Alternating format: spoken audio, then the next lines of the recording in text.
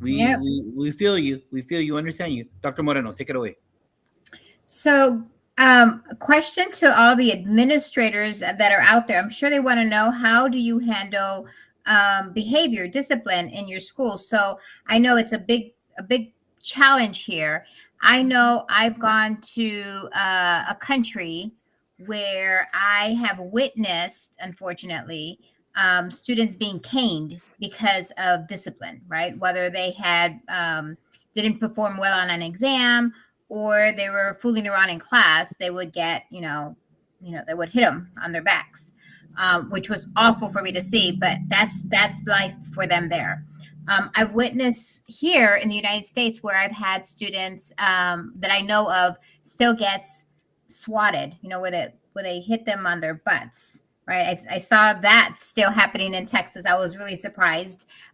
So I'm curious, how do you handle behavior in schools, such as like disruption or fights or drug use? So just kind of overview, how do you handle this in Canada? Yeah, Sorry. we we stopped hitting the kids a year or two ago. Only Just kidding. this No, is no, no. just Just kidding. Just kidding. Oh boy. I my whole philosophy of discipline is it has to be proactive. Now, there's a difference perhaps between the way I think it should be done and the way it is done. But sometimes the limitation is you have one vice principal might be responsible for 600 or 700 students. I certainly that's the case in my school. We have 3 vice principals and there's 2,200 students, and they divide the alphabet up in thirds. So hopefully all 600 or 700 aren't being bad at the same time. And I don't think that happens, but they're run off their feet. Um, where I would jump in is in the relationship piece. For example, it's not an uncommon conversation for me to have with an administrator where they're looking for somebody's done something that's bad, whatever that might be, and the number of times I've listened to them describe who this person is, and I say, really, like, I find that person to be such a nice I like that kid. What Mhm. I think you must have the wrong person. And I think it's because my view of them on a relational level is far different than the vice principals at a non-relational level. And so they see the name, they see the behavior, and there's got to be discipline. And I see the name and I think, wait a minute, can I just talk to him first? Because Mhm. I wonder if I could get to the bottom of this, because I've got a relationship with them. So if I'm not able to do that, I always say, you know what? Okay, maybe he did something bad. Let me just tell you though something. They're a good person.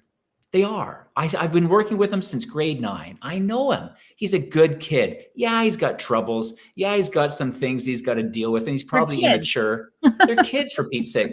So I always try to give them a good word because they're about to have the hammer laid down on them. And no, not literally, but and I just think the relationship. But I understand. That if you are responsible for a 600 or 700 students, how can you have a relationship with them all? But that's part of the job. That's why you went into administration. You've got to Mhm. be out and about. You be walking the hallways. I was in a school 5 years ago, and I'm telling you, this guy, he would be the second best principal in the world. Josh would be the first, and yes, and this guy I'm talking to, he was the principal at Mission Secondary.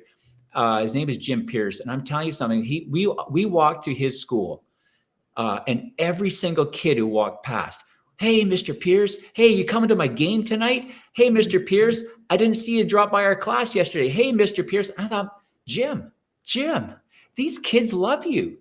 And he said, you know what? He goes, I have a very small office. You know why? Because I'm never in it. I Yeah. don't need the space because I'm walking around the hallways all the time. And I said, Jim, I can tell these kids like you. These kids respect you. And I'll bet you your culture. He goes, it's a rough school. He goes, this morning, I was over at the rec center breaking up a fight. It's a rough school. It is. But these kids respect me because I'm there all the time. I'm at their games. I'm at their clubs. I'm in their classrooms. And I'm like, holy cow, Jim, you're doing it right. You must have gone to the same school as Josh Tovar. You know what you're talking about, Tim, is relationships, right? And we talk about that so often, especially in our podcast, in developing those relationships, because kids will absolutely like move mountains for you, so long as they know that you care about them. So That's right. thank you so much for sharing, Tim.